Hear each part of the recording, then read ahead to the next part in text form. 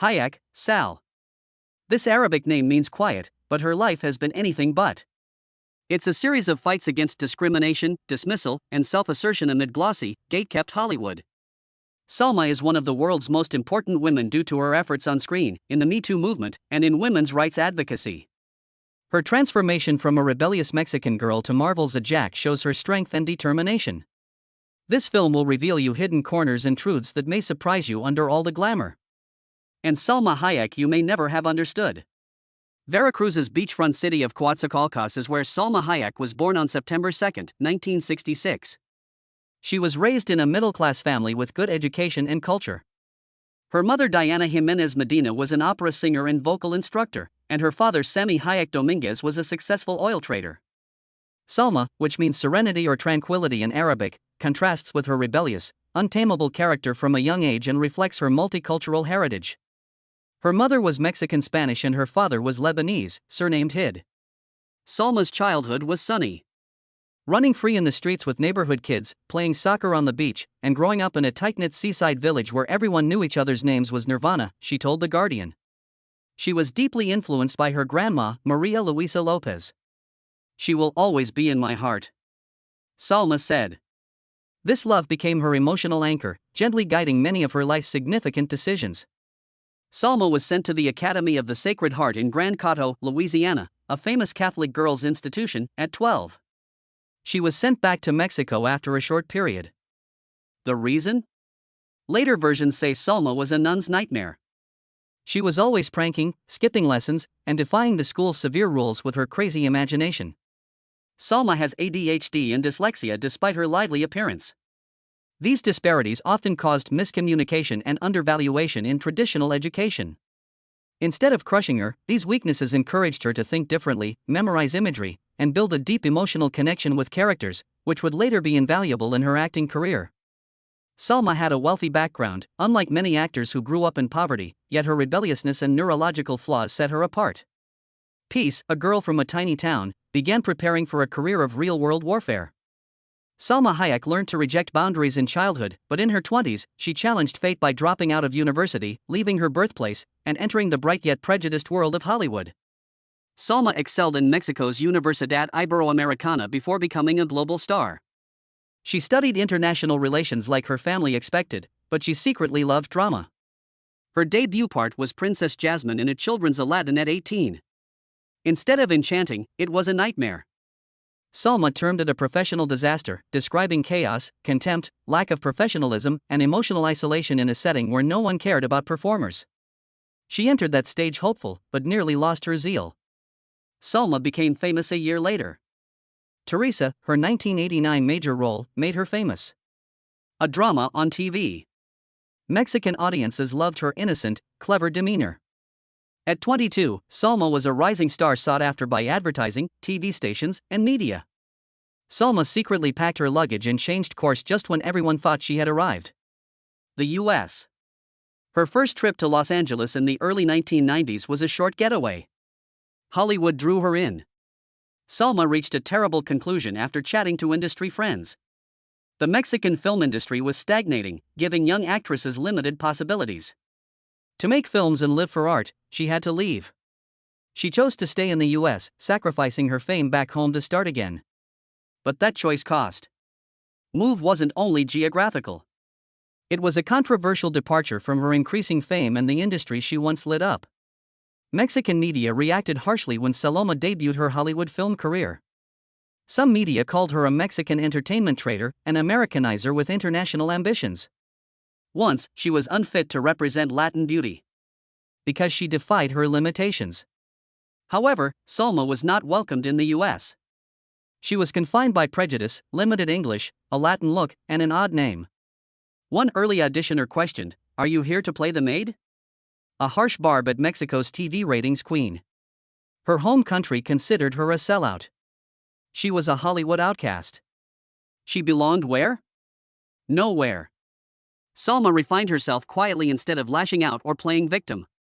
She accepted her Latin heritage. She wanted to show the world that Mexican women weren't merely background figures. She progressively created a space of her own from that isolation, one that no one could grant or take away. Stella Adler, who coached Marlon Brando and Robert De Niro, taught Salma. Salma had to overcome her dyslexia, language barrier, and secret diagnosis, unlike her classmates who trained in their mother tongue. ADHD. More than mastering lines, she was overcoming herself. Salma admitted. I was worried people would assume I was famous for making money for others. I worried I was a bad actress. Her terror kept her going and helped her hold on to Hollywood one day at a time. Salma was no longer the lost Princess Jasmine from that children's play, but a quiet fighter with a message for American cinema. I didn't come to be a sidekick. Salma Hayek was never given chances. She had to compete for every role and screen time. Her first turning point was Desperado. Robert Rodriguez cast her as Carolina, Antonio Banderas' smart, sexy love interest, in 1995. Salma's first Hollywood major role nearly cost her everything. A crucial sequence, the two characters' intimate moment, wasn't in the screenplay. Columbia Pictures suggested Rodriguez add the sequence after seeing Salma and Banderas' great chemistry during tryouts. Shaken, Salma resisted. Not having filmed a sex scene before, she declined.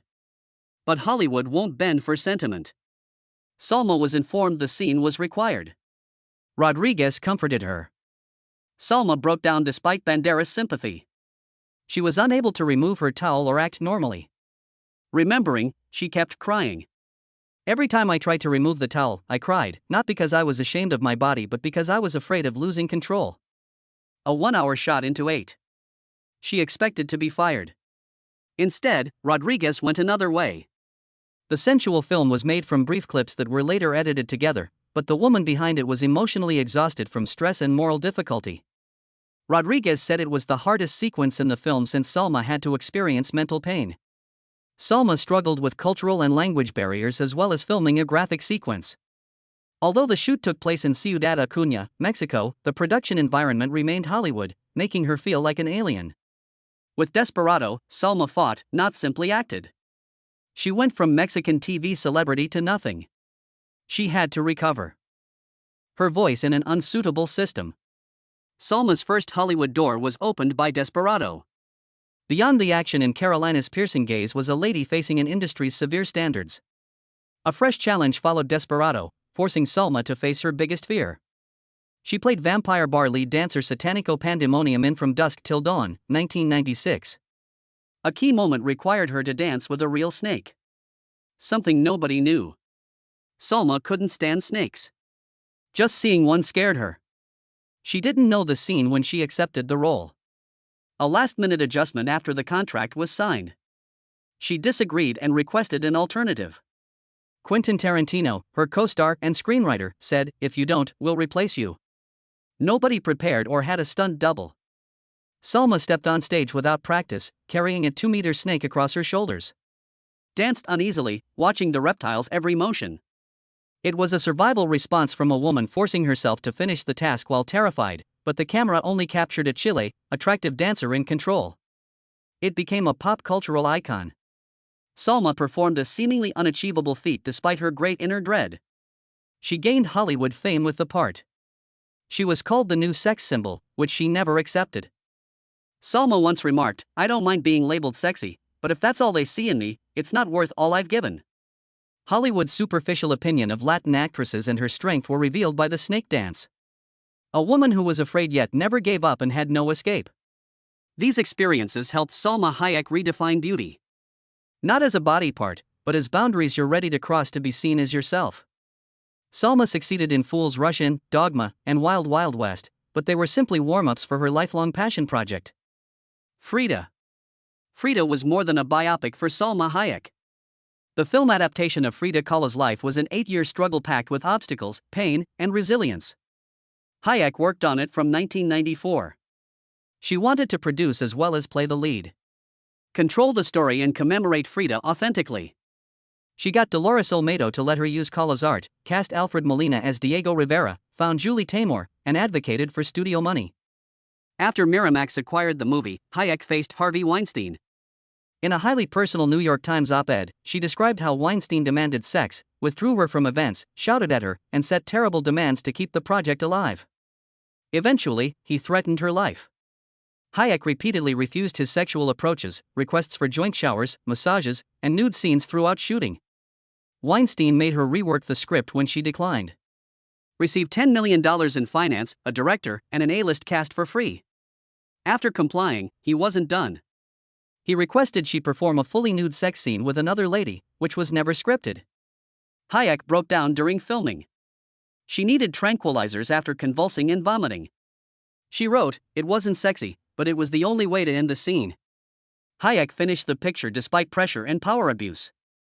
Frida earned $56.3 million globally, $25.9 million in North America, and $30.4 million abroad. The $12 million film earned almost 4.7 times its cost. Frida opened in 5 cinemas and grossed $205,996 before expanding to 794 screens and running 8.2 weeks per venue, proving its longevity. In Mexico, it made roughly $3.59 million, demonstrating significant support from the home audiences of both Frida Kahlo and Salma Hayek. Frida was the first Mexican woman in 50 years to be nominated for 6 Academy Awards, including Best Actress for Hayek. "I hope that by sharing my story alongside others, people will understand why it was so hard and why we waited so long," she wrote. Men harass because they can. Women are speaking out today because finally we can. Frida's story became a declaration of art of feminism. And of the power of persistence in a world that once had no room for voices like Salma Hayek's. From that moment on, Salma's career ceased being a survival story. It became a story of choice. She moved on to action blockbusters like The Hitman's Wife's Bodyguard, dabbled in comedy, drama, and producing. But the boldest mark she made in recent years came with Eternals, 2021, a Marvel film where she portrayed Ajax, one of the original superheroes. This wasn't just another role. It was the first time Salma donned a superhero cape at age 55 with Mexican heritage, representing a group that Hollywood had historically excluded from such stories. "This is the moment I feel proud to be who I am, to be Latin, to be a woman, to be someone once rejected for all those reasons," Salma shared. After Frida, Salma Hayek didn't stop at being an Oscar-nominated actress. She expanded her role, becoming a producer and champion of untold stories in Hollywood. She founded Ventana Rosa, a production company backing film and TV projects that elevate women, Latinos, and underrepresented communities. On screen, she continued to shine in Once Upon a Time in Mexico, Ask the Dust, Savages, the Grown-Ups comedies, and both the Hitman's Bodyguard films. In 2021, she officially joined the Marvel Cinematic Universe as Ajax in Eternals, becoming Marvel Studios' first Latina superhero. She also became a beloved voice in animated hits like Puss in Boots and the Pirates, Band of Misfits, proving her range and timeless appeal. Alongside her film work, she was named one of People's 50 Most Beautiful People, 1996, 2003, 2008, made Time magazine's 100 Most Influential People list, and in 2012 was awarded the Légion d'honneur by French President Nicolas Sarkozy. In 2021, Salma received a star on the Hollywood Walk of Fame, a lasting symbol of her journey from outsider to a name carved into the heart of the film industry. Before finding peace with her current husband, Salma Hayek spent many years navigating loneliness, doubt, and unfulfilled romances. Despite being a celebrated film star, she lived privately, often keeping her love life out of the spotlight, not out of shyness, but because of past wounds. Her first publicly known boyfriend was British actor Edward Atherton, who moved to Los Angeles to live with her in 1997. They were together for 2 years before amicably parting ways. Atherton later shared, shortly after, Salma entered a more publicized relationship with Edward Norton, the actor and film producer she met through a shared chiropractor. Were together from 1999 to 2003, frequently appearing at film premieres and sporting events, yet said nothing to the press. Salma once said, "We did thousands of things and no one knew. It was like I had a parallel life that the media never saw." Their breakup was accidentally revealed by a child co-star of Salma's in Spy Kids 3D, an unintentional slip that marked the end of a deeply emotional relationship. She dated Sweet Home Alabama actor Josh Lucas in 2003. After a year, the relationship ended owing to the difficulties of filming across countries. Lucas told GQ, "These clandestine relationships affected Salma. She said, I loved the wrong people. Too much loneliness makes you see good in bad people. That loneliness, those missteps, and the feeling that no one understood her made her more careful in love. She healed herself from those scars before opening up to François-Henri Pinault, her last." In 2006, Salma met French millionaire François-Henri Pinault, chairman of the Kering Group, a worldwide luxury fashion powerhouse, who changed her mind about love. This love developed slowly, maturely, between two individuals who didn't hide anything, unlike her previous relationships. Deep love was not without hardships. The 2007 pregnancy announcement by Salma. She gave birth to Valentina Paloma at 41 in September. She thought a late pregnancy was impossible.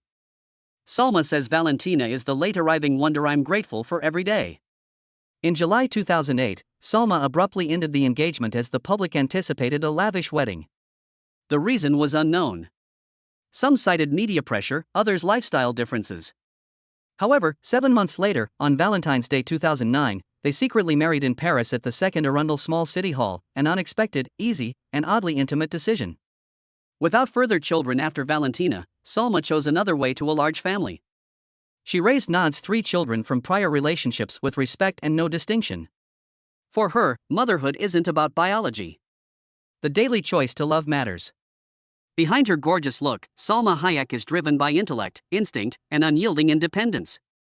Though married to a billionaire, she manages her own funds, has no prenuptial agreement, and feels she must work.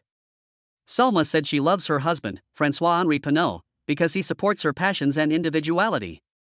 Salma told Wall Street Journal, "I appreciate that pressure, and now I want to make more." Pinault finds her work ethic sexy, she said. Salma has always said that, despite her fortune, she is more bothered by individuals wanting to befriend her because of her money. She posts candid photos of weddings, families, and daily life on Instagram. She wrote on her 15th wedding anniversary in April 2024, "To those who found it, never take it for granted. To those who haven't, keep believing." Salma is firm and forgiving with Valentina. She refused to give her daughter a phone even though her friends did, wanting her to yearn for something and wait for the perfect time. She lets Valentina develop her own identity and is presently developing business ideas with her teenage daughter. Salma Hayek doesn't live in fairy tale romances, but when she loves as a grown woman, willing to leave when necessary and bold enough to stay when she finds the perfect one. Salma, a late blossoming mother, independent wife, and woman who's never requested permission, epitomizes love with grit, responsibility-based happiness, and daily purposeful choice. She hasn't had many huge scandals in her profession or public life, but each one has revealed her ideals, limits, and the hard reality of being a famous woman. Salma Hayek was one of Hollywood's most bold Me Too voices in 2017 by criticizing Harvey Weinstein. She alleged in a stunning New York Times essay that Weinstein frequently requested sexual favors and threatened to murder her after being rejected. Salma was forced to do a naked sequence with another actress in Frida, which wasn't in the script.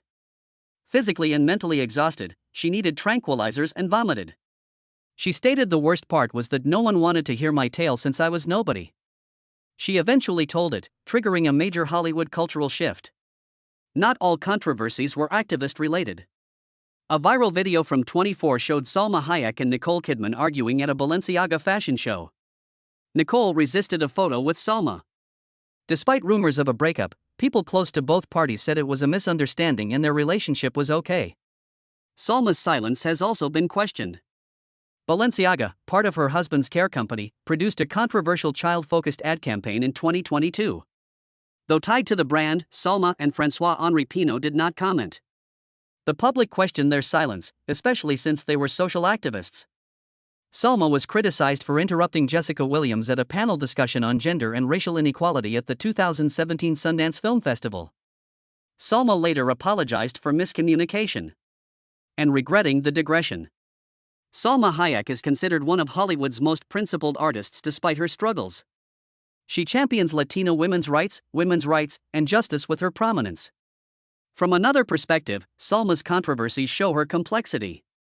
She enters, guided by dignity, courage, and her voice. One of the pioneers of Latin women in American film was Salma Hayek. She changed Hollywood's treatment of Latin actors, especially women, beyond appearance, background, and language. As Frida Kahlo, she became the first Mexican actress nominated for a Best Actress Oscar in nearly 50 years and signified a cultural turning point. In her debut film on her history, a Latina was both behind and in front of the camera. The film didn't glamorize Frida, whitewash the truth, or minimize her gender, political, or sexual difficulties. Off-screen, Salma co-founded Chime for Change, which works with UNICEF and other organizations to promote women and girls' rights.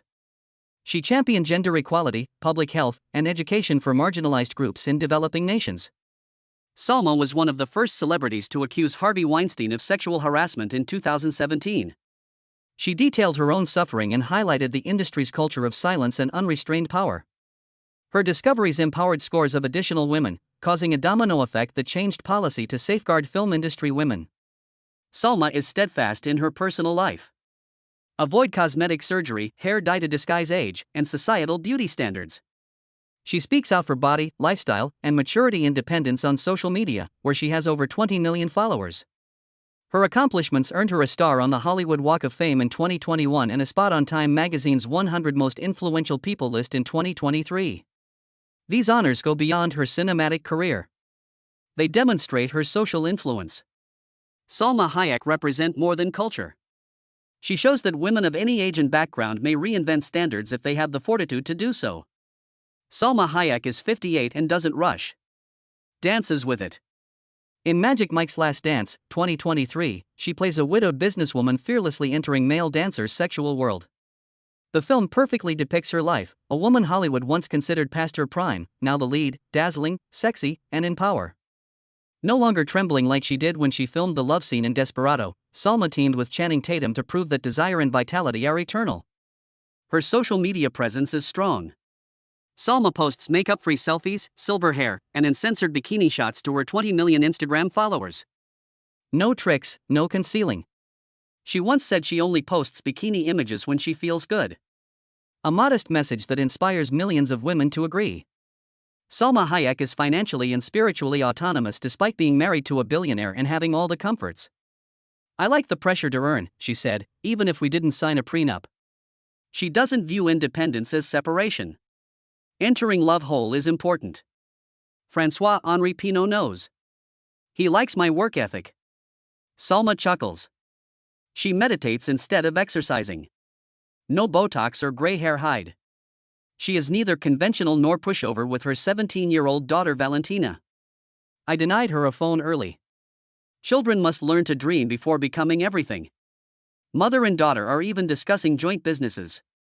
As family and two women progressing together. Today, Salma Hayek has nothing to prove, but the world sees her most clearly as a confident, calm, and passionate woman who stops striving to satisfy others. Even though her husband is the tycoon behind Balenciaga and Gucci, Salma Hayek has never lived in his shadow.